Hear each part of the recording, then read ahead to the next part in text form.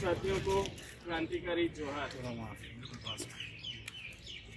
साथियों, आज जब हम लोग दिल्ली विश्वविद्यालय में यहाँ खड़े हुए हैं और विवेकानंद साहब के स्टेचू के सामने जब मैं अपनी बात रख रहा हूँ, तब ये बात बेहद अहम हो जाती है कि इस दौर में जब बिरसा की शहादत को हम लोग याद कर रहे हैं, बिरसा के कंट्रीब्यूशन को जब हम लोग याद कर रहे हैं, ये एक ऐसा दौर है जब इस देश के आदिवासी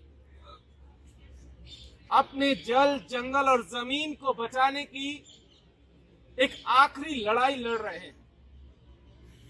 ये सिर्फ रिसोर्सेज को बचाने की लड़ाई नहीं है, ये उनके अपने अस्तित्व को बचाने की लड़ाई है, क्योंकि हम जंगल के बिना, जमीन के बिना आदिवासियों के होने की कल्पना भी नहीं कर सकते।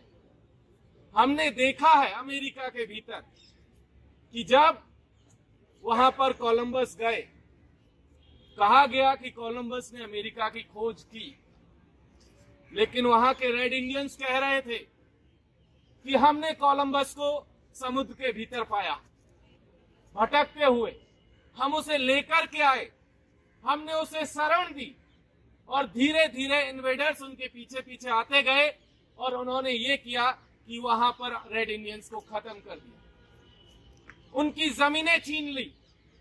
और वो आज की तारीख में आप देखने को मिलेगा कि अमेरिका के भीतर रेड इंडियंस, उनका नंबर्स बहुत कम हो गया है। उसी तरीके की सिचुएशंस इस देश के भीतर भी है, उनकी जमीनें लगातार छीनी जा रही हैं। ये आज से नहीं हुआ है, लगभग पिछले 200 सालों से इसी तरीके की लड़ाई अपने अस्तित्व को बचाने के लिए, अपने रिसोर्सेज को बचाने के लिए, अपने जल, जंगल और जमीन को बचाने के लिए आदिवासी लड़ते आ रहे हैं। लोग कहते हैं, इतिहास की किताबें कहती हैं कि आजादी की लड़ाई 1857 में शुरू हुई, लेकिन हम ये जानते हैं कि हमारे पुरखे 1780 के दशक में तिलका मांझी की लीडरशिप में भागलपुर में अंग्रेजी हुकूमत के खिलाफ आजादी की लड़ाई शुरू कर चुके थे। ऐसा ही नहीं है, वो जो लड़ाई अंग्रेजी हुकूमत के खिलाफ तिलका मांझी के यहाँ से शुरू होती है, वो लड़ाई तिलका मांझी के बाद में हम देखते हैं कि संथाल मूवमेंट के दौरान सिद्धो कान्हू हमें देखने को मिलेगी। उसके बाद बुद्धू भगत, उसके बाद बाबूराव सेठमा के टंचा मामा, बिरसा मुंडा, जयपाल, कोमरम भीम, एक बड़ी लंबी परंपरा इस देश में देखने को मिलती है, जिसके दौरान आदिवासियों ने अपने अस्तित्व को और इस देश को बचाने की कोशिश की। आज भले उन्हें कोई नहीं पूछ रहा है, आज भले सरकारी फाइलों से उन्हें गायब करने की कोशिशें चल रही है, किताबों से उन्हें बेदखल करने की कोशिश चल रही है, लेकिन इन सब के बावजूद हम जानते हैं कि इस देश की बुनियाद में आदिवासी मौजूद है। जब से इस देश का इतिहास शुरू होता है, आप किताबें उठा करके देखिए, प्रमाण उठा करके देखिए, आपको सबसे पहली ईंट इस देश की बुनियाद में किसी आदिवासी के नाम पर मिलेगी। बाकी सब लोग तो बाहर से आते चले गए, चाहे आर्यंस हो, चाहे उसके बाद जो लोग आए हों। संविधान सभा के भीतर जयपाल सिंह मुंडा अपने पहले भाषण में 11 दिसंबर 1946 को कहते हैं कि क्विट इंडिया मूवमेंट का ये जो नारा है, ये फैशन तो अभी अभी शुरू हुआ है। ठीक है, अंग्रेजी हुकूमत आई है, अंग्रेजी हुकूमत के लोगों को जाने दिया जाए, उसके बाद जो लोग आए हैं वो लोग भी यहां से जाए, और तब ये देश आदिवासियों का देश बचे। ये जो लोग आज की तारीख में लगातार कहते रहते हैं कि ये विदेशी है, ये बाहर से आए, वो बाहर, वो जो लोग कह रहे हैं उन्हीं से सवाल है कि आप कहने वाले लोगों, आप खुद बाहर से आए, तो आपके पास ये प्रमाण पत्र बांटने का हक आदिवासियों ने अभी तक आपको नहीं दिया। बिरसा मुंडा के बाद में जयपाल भले ये बात कह रहे हो, लेकिन उसके बावजूद हम लोग यहाँ से ये बात कहते हैं, दिल्ली विश्वविद्यालय की धरती से हम कहते हैं कि किसी को भी यहाँ से बाहर जाने की जरूरत नहीं है। जो यहाँ आया, जो इसने यहाँ की तौर तरीके परंपराओं को अपनाया, वो यही का होकर के रह गया। हम किसी से नहीं कहते कि आप बाहर चले जाइए, बिल्कुल जाने की जरूरत नहीं, आप यहीं रहिए।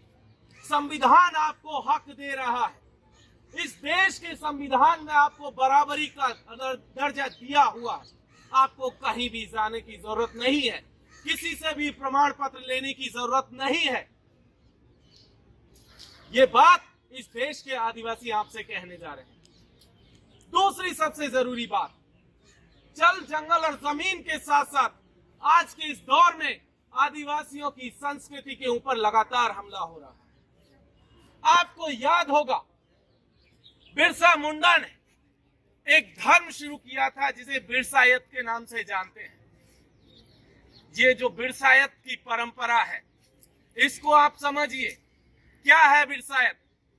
ये वो दौर था जब एक तरफ मिशनरीज के लोग आकर के अलग अलग हिस्सों में आदिवासियों को और बाकी के लोगों को मिशनरी जो है ईसाई बनाने की कोशिश कर रहे थे, कोई कहीं और बनाने की कोशिश कर रहे थे। दूसरी तरफ जो गैर आदिवासी जो डिकूज थे, वो लोग भी जाकर के आदिवासियों की जो संस्कृति थी उसको नष्ट करने की कोशिश कर रहे थे। वो वहां भी कर रहे थे, वो आज भी कोशिश कर रहे हैं। कोई कहता है कि इनको जनजाति बना दिया जाए, कोई वनवासी बनाने की कोशिश कर रहा है, कोई हिंदू बनाने की कोशिश करता है, कोई मुसलमान, कोई बुद्धिस्ट बनाने की कोशिश करता है। लेकिन इसको भी संविधान सभा के भीतर जयपाल सिंह मुंडा कहते हैं कि मुझे अपने लिए आदिवासी के अलावा दूसरा कोई शब्द मंजूर नहीं है। और आज ये जो उनकी संस्कृति के ऊपर हमला हो रहा है, ऐसे उस दौर में हमें बिरसा को याद करने की जरूरत है, जब उन्होंने कहा था कि आदिवासियों को बचाने के लिए सबसे ज्यादा जरूरी है कि उनके कस्टम, उनके टोटम को बचाया जाए। कस्टम और टोटम का मतलब यह है कि हर एक आदिवासी कबीले का, हर एक आदिवासी ग्रुप का अपना एक पैटर्न है, अपने तौर तरीके हैं, जिसमें अपनी वो पूजा पाठ है, हर एक चीज से जुड़ा हुआ है। हर किसी का, मैं जिस कबीले से आता हूं, उसका अपना एक पेड़ है जिसको हम कभी नहीं काट सकते। और अलग अलग उसकी भी छोटी कबीले की भी जो छोटी छोटी यूनिट्स है, उनमें भी आपको देखने को मिलेगा हर एक का एक अलग अलग सेपरेट पेड़ है जिसको वो बहुत पूजते हैं। वो हर एक जगह पर आपको देखने को मिल जाए। इसके साथ साथ ऐसी बहुत सारी लोकल देवी देवता हैं जिसमें आपको देखने को मिलेंगे। बहुत सारी ऐसी परंपराएं हैं जो कहीं आपको नहीं देखने को मिलेगी, लेकिन आदिवासियों के बीच में देखने को मिलेंगी। ऐसे उस दौर में आज हो ये रहा है कि आदिवासियों की उस संस्कृति को खत्म करने की लगातार कोशिशें चल रही है। और ये जो कोशिश है, ये इतनी खतरनाक है, आप समझ लीजिए कि क्यों आदिवासी का सबसे जो मूल पहचान है वो उसकी कल्चर है। आप आदिवासी को उसकी कल्चर से अलग कर दीजिए, उसे उससे दूर कर दीजिए, उसके ऊपर सवालिया निशान लग जाएगा, वो आदिवासी नहीं रह पाए। और यही वो साजिश है जो लगातार सरकारी मशीनरी की तरफ से और जो गैर सरकारी मशीनरी है, जो सरकार की मदद से जो लोग चल रहे हैं, उनकी तरफ से ये कोशिशें लगातार हो रही है कि किस तरीके से आदिवासियों के भीतर दूसरे अदर जो रिलीजन्स है उनका इंटरवेंशन हो, उनका कन्वर्जन हो या उनके तौर तरीकों को बदला जाए। इसीलिए बिरसा को याद करने की जरूरत है। आप याद कीजिए, जब बिरसा ने अपना मूवमेंट चलाया था तो उसकी क्या जरूरत पड़ गई थी। बिरसा का मूवमेंट सिर्फ और सिर्फ अंग्रेजी हुकूमत के खिलाफ नहीं है, ये याद रखने की जरूरत है। अंग्रेजी हुकूमत का उस दौर में जिन लोगों ने साथ दिया, जो लोग जमींदार के रूप में उन आदिवासी इलाकों में गए, जो साहूकार के रूप में उन आदिवासी इलाकों में गए, जो महाजन के रूप में गए, जो बनियों के रूप में वहां पर उन इलाकों में गए, उन्होंने सबसे पहले उस इलाके की डेमोग्राफी को बदलने का काम किया। और उस डेमोग्राफी को बदल करके उस इलाके में जो उनका हस्तक्षेप था, उनका जो कंट्रोल था, उस कंट्रोल को, इवन उनका जो स्वशासन की जो व्यवस्था थी, उस व्यवस्था को छिन्न भिन्न करने की कोशिश की, उसको तोड़ने और मरोड़ने की कोशिश की। और इसीलिए बिरसा का आंदोलन डिकुओं के खिलाफ, जिसमें कि अंग्रेज प्लस जो बाकी के जो गैर आदिवासी उन इलाकों में जाकर के रहे थे, उन सब के खिलाफ बगावत का मूवमेंट है। ये ऐसा नहीं है कि पहली बार हो रहा था बिरसा की लीडरशिप में। तिलका का दौर देखिए, तिलका के दौर में भी यही डिकुओं की कहानी है और उसी के खिलाफ अपने रिसोर्सेज को, संसाधनों को बचाने के लिए लोग लड़ रहे हैं। आप टंट्या को याद कीजिए, टंट्या मामा निवाड़ के इलाके में, मालवार, ये जो रतलाम और गुजरात और मध्य प्रदेश और साउदर्न राजस्थान का हिस्सा, इस हिस्से में वो अंग्रेजी हुकूमत के साथ साथ वहां के महाजन और जमींदारों के खिलाफ लड़ाई लड़ रहे हैं। बाबूराव सेठमाके का नाम आप कहीं नहीं सुने होंगे।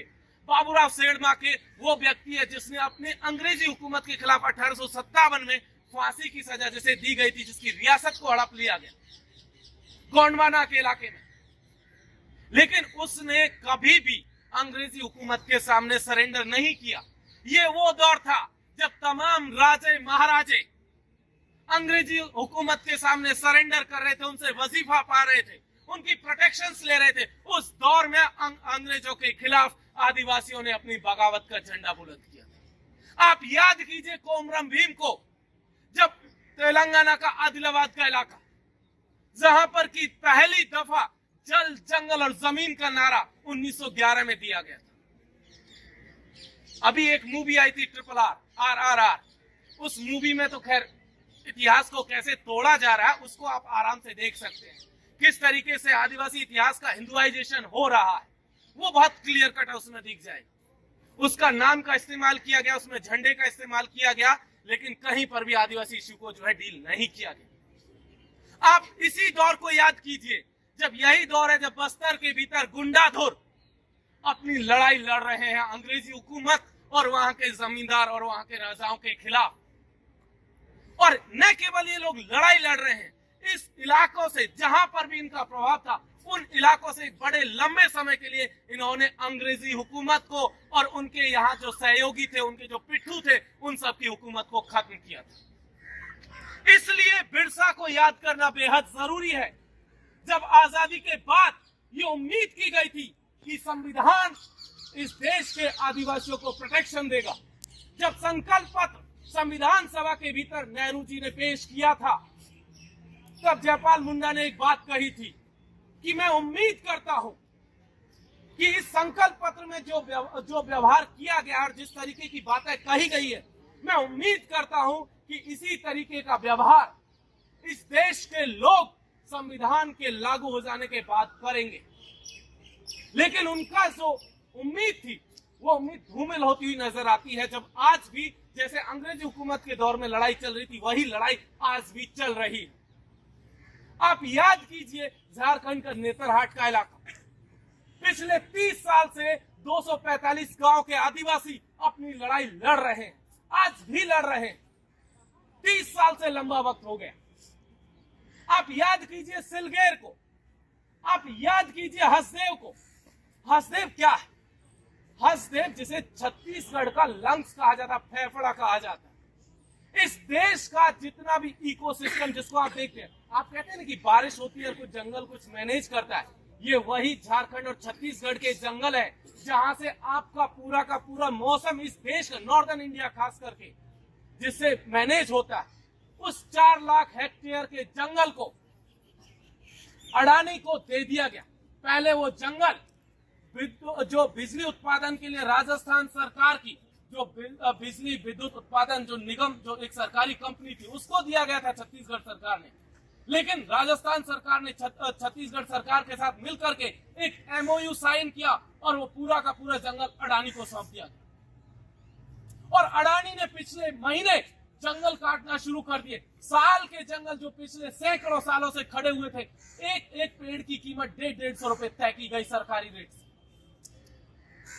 ये वो इलाका है जहां पर कि इस देश के संविधान की 5वीं अनुसूची लागू होती है, जिस अनुसूची के अनुसार अगर कोई इलाका रिजर्व एरिया में आता है, सुरक्षित एरिया में आता है, तो उस इलाके का गवर्नेंस इस देश के सुप्रीम के हाथ में, मींस प्रेसिडेंट ऑफ इंडिया के हाथ में होता है।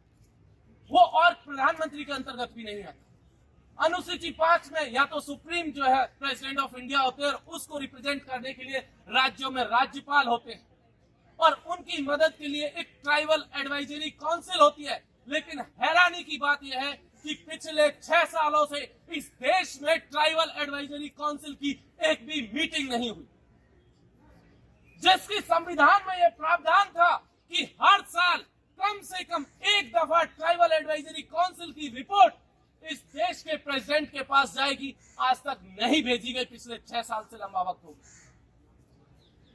और ये वो इलाके हैं जहां पेसा 96 जो 1996 का जो एक्ट है वो लागू होता है, और पेसा 1996 कहता है कि इस इलाके में जो ग्राम सभाएं हैं वो सर्वोच्च होंगी। इस देश का प्रधानमंत्री भी ग्राम सभा से बड़ा नहीं हो सकता। अगर प्रधानमंत्री को भी उस इलाके में जाना है तो पहले ग्राम सभा की परमिशन लेनी होगी, उनकी परमिशन के बिना पत्ता भी नहीं हिल सकता है। लेकिन हमने देखा अडानी के लिए जब हसदेव का जंगल दिया जा रहा है तब फर्जी ग्राम सभाएं क्रिएट की गई, ऐसे लोगों के उस ग्राम सभा में साइन करा लिए गए जो 3 साल पहले मर गए। और ये एफिडेविट हाई कोर्ट में दिए जा रहे हैं, एफिडेविट सुप्रीम कोर्ट में दिए जा रहे हैं कि इस तरीके का फर्जीवाड़ा हो रहा है, लेकिन कोई सुनवाई नहीं है। इसीलिए बिरसा को याद करने की जरूरत है। जब हम लोग यहाँ पर बैठे हैं तो याद कीजिए उड़ीसा का नियमगिरी का पहाड़, वही नियमगिरी का पहाड़ है जिसे उस आसपास के इलाके के आदिवासी सदियों से पूछते आ रहे हैं, और वो कह रहे हैं कि ये सिर्फ आपके लिए पहाड़ हो सकता है, ये आपके लिए संसाधन हो सकता है, यहाँ से आप मुनाफा कमा सकते हैं, लेकिन ये पहाड़ नियमगिरी का पहाड़ हमारा पुरखा है, और जब वो हमारा पुरखा है तो हम उसे आपको नष्ट नहीं करने देंगे। लेकिन क्या हुआ, वेदांता के लिए उस पूरे के पूरे जंगल को काट दिया गया। जिन गांवों ने विरोध किया उनको चारों तरफ से जो है घेर दिया गया। 3 साल से लंबा वक्त हो चला है, उन गांवों के आदिवासी अपने गांव से बाहर नहीं गए, क्योंकि उन्हें डर है कि जिस दिन वो अपने गांव से बाहर जाएंगे उस दिन उनका गांव उनसे छीन लिया जाएगा। 3 साल से लंबा वक्त हो चला है। आप याद कीजिए, जब आप यहां पर बैठे हैं, बिल्डोजर की राजनीति चल रही है, ये इसी समय पर आसाम के भीतर आदिवासी जो टी गार्डन्स में काम करते हैं उनको उजाड़ दिया गया। कहा जा रहा है कि ग्रीन जो है एयरफील्ड बनाया जाएगा, एयरपोर्ट बनाया जाएगा। क्या होगा, मुआवजे के तौर पर कहा कि आप जो यहाँ सदियों से काम कर रहे थे, जब अंग्रेजी हुकूमत थी तो टी गार्डन्स में आदिवासियों को लेकर के गई थी, उन्हें कहा गया कि आपकी सैलरी से जो पीएफ बचता है वो पीएफ आपको मुआवजे के तौर पर दिया जाएगा। ये सोचने वाली बात है कि पीएफ का पैसा जो आपकी मेहनत का पैसा था वो कहा जा रहा है कि आपको मुआवजे के तौर पर देंगे। आप याद कीजिए सिलगेर को, पिछले साल जब 11 मई को अचानक आदिवासियों को पता चलता है कि उनके इलाकों में सीआरपीएफ के बहुत सारे कैंप लगाए जाने, आदिवासियों ने कहा कि हमें कैंप नहीं चाहिए। 11 मई को विरोध प्रदर्शन शुरू होता है। 17 मई को एक ओपन फायरिंग होती है, कम से कम 20,000 लोगों के सामने एक ओपन फायरिंग हुई। ऑन द स्पॉट 3 लोग मारे गए। एक प्रेग्नेंट महिला जिसे गोली लगी उसने अस्पताल में जाकर के दम तोड़ दिया। उसका अजन्मा बच्चा अपने जंगल को बचाने के लिए शहीद हो गया। और सरकार ने कहा कि हम मुआवजे के तौर पर 21 मई को सरकार कहती है गर्मी के मौसम में मुआवजे के तौर पर आपको एक एक कंबल और 10-10 हजार रुपया दिया जाएगा। ये आज की हकीकत है, ये इस दौर की हकीकत है।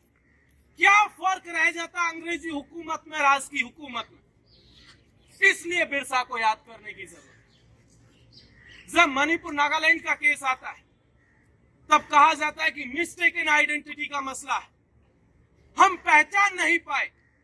आजादी के 75 वर्ष बाद जब आजादी का अमृत महोत्सव मनाया जा रहा है तब आप पार्लियामेंट के भीतर कहते हैं कि आप इस देश के आदिवासियों को नहीं पहचानते हैं, तो इससे ज्यादा शर्म की कोई बात नहीं हो सकती। आप अगर अपने लोगों को नहीं पहचान पा रहे हैं तो इससे ज्यादा शर्मिंदगी कुछ नहीं है। आपको डूब मरना चाहिए। इसलिए बिरसा को याद करने की बिरसा की शहादत सिर्फ साम्राज्यवादी ताकत जो है, ये अंग्रेजी साम्राज्यवाद नहीं है केवल, ये आज के दौर में भी जो साम्राज्यवाद चल रहा है, जिस तरीके से कंपनी लूट चल रही है, उस कंपनी लूट के खिलाफ हमें एक मोटिवेशन देती है, हमें प्रेरणा देती है, क्योंकि हम जानते हैं कि अगर जल, जंगल और जमीन नहीं बचा तो आदिवासी नहीं बचेगा। जितने भी प्रावधान संविधान में या उसके बाद कानूनों के माध्यम से किए गए, उनको आज की तारीख में नहीं माना जा रहा, क्योंकि जिनको ऊपर ये जिम्मेदारी थी कि वो इन कानूनों को लागू करते, वही लोग जैसे अंग्रेजी हुकूमत की पहले दौर में दलाली करते थे, आज पूंजीपतियों की दलाली करते हैं और पूंजीपतियों के मुनाफे को और बढ़ाने के लिए लगातार काम कर रहे हैं। इसलिए हमें बिरसा को याद करते हुए इस बात को जरूर महसूस करना है कि इस देश का आदिवासी आज की तारीख में जमीन के अधिग्रहण और संस्कृति के अतिक्रमण के खिलाफ अपनी लड़ाई लड़ रहा है। अगर हम संविधान को मानने वाले लोग हैं, अगर हम बाबा साहब भीमराव अम्बेडकर की विरासत को मानने वाले लोग हैं, अगर हम फूले की विरासत को मानने वाले लोग हैं, तो हमें ये इंश्योर करना पड़ेगा कि इस देश के आदिवासी की लड़ाई जाया नहीं जानी चाहिए। अगर हम लोग इस देश को बेहतर देश, बेहतर मुल्क बनाना चाहते हैं, एक ऐसा मुल्क बनाना चाहते हैं जिसका ख्वाब संविधान में देखा गया था, जिसका ख्वाब भगत सिंह, सुखदेव और तमाम लोग, अशफाक उल्लाह खां, तमाम लोगों ने देखा था, अगर उनके सपनों का भारत हम लोग बनाना चाहते हैं तो आदिवासियों की इस लड़ाई में हमें शामिल होने की जरूरत है। और शायद तब ही जाकर के हम लोग सही मायनों में बिरसा को याद कर पाए। इससे बेहतरीन कोई श्रद्धांजलि मुझे नहीं लगता नहीं हो सकती है अगर तमाम लोग हम थोड़ी सी भी संजीदा होकर के अगर आदिवासियों को समझने की कोशिश करें तो शायद बेहतर होगा। आदिवासियों को लेकर के एक सबसे बड़ी गलती गैर आदिवासी समाज में होती रही है और वो ये है कि आदिवासियों को हमेशा गैर आदिवासी चश्मे से देखा गया। हमेशा उन्हें लगता है कि आदिवासियों को बड़ी बड़ी इमारतें चाहिए, बड़े चौड़े चौड़े रोड चाहिए, एयरपोर्ट चाहिए, यही विकास का पैमाना। आदिवासी इस विकास की परिभाषा को खारिज करते हैं। उन्हें नहीं चाहिए चौड़ी सड़कें, नहीं चाहिए मल्टी स्टोरी जो बिल्डिंग्स, नहीं जरूरत है उन्हें चाहिए कि उनके जल, जंगल, जमीन के साथ उन्हें रहने दिया जाए। आप याद कीजिएगा, जब एक आदिवासी को आप याद करिएगा तो आप देखेंगे, पाएंगे कि कुछ दिन पहले एक रिपोर्ट सामने आती है, टाइम्स ऑफ इंडिया में छपी थी। कहा गया, उन्होंने सोशल कैटेगरी के आधार पर उन्होंने स्टडी किया था और उसमें बताया गया था कि एक आदिवासी पुरुष किसी भी अपर कास्ट पुरुष से 7 साल कम जिंदा रहता है। एक आदिवासी महिला किसी भी अपर कास्ट महिला से 4 साल जिंदा कम रहती है। क्यों? आखिर ऐसा क्या दिक्कत हुई कि 75 साल बाद आदिवासी कम जिंदा है? आप देखिए कि इस देश का लगभग 45% आदिवासी गरीबी रेखा के नीचे है। आंकड़े उठा करके देखिए तो पाएंगे कि इस देश का 50% से ज्यादा आदिवासी कम से कम 2 दफा अपनी जमीन से बेदखल किया जा चुका है। किसके नाम पर? विकास के नाम। किसको चाहिए विकास? तो शहरों में रहने वाले लोगों को चाहिए विकास या पूंजीपतियों को विकास? आदिवासियों को विकास नहीं चाहिए और ये जो दिया जा रहा है ये तो बिल्कुल नहीं चाहिए।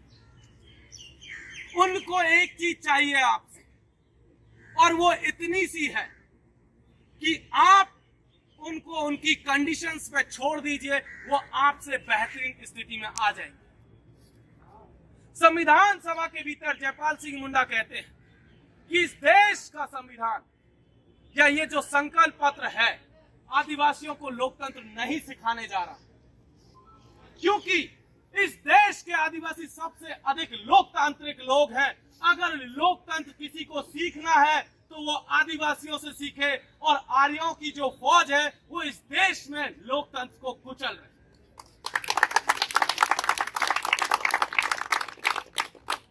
तो इसीलिए मैं आखिरी बात कहते हुए अपनी बात को खत्म करूंगा कि जब इस पूरे देश में ये संघर्ष चल रहे हैं तो 2011 का 4 या 5 अप्रैल 2011 का सुप्रीम कोर्ट का एक वर्डिक्ट जस्टिस मार्कंड काटजू की बेंच ने वो जजमेंट पास किया था, और उन्होंने कहा था कि इस देश के ये जो 8% लोग हैं जिन्हें आदिवासी कहा जा रहा है, यही इस देश के मूल निवासी हैं, लेकिन इनके ऊपर सबसे ज्यादा ज्यादती आजादी के बाद से हो रही है।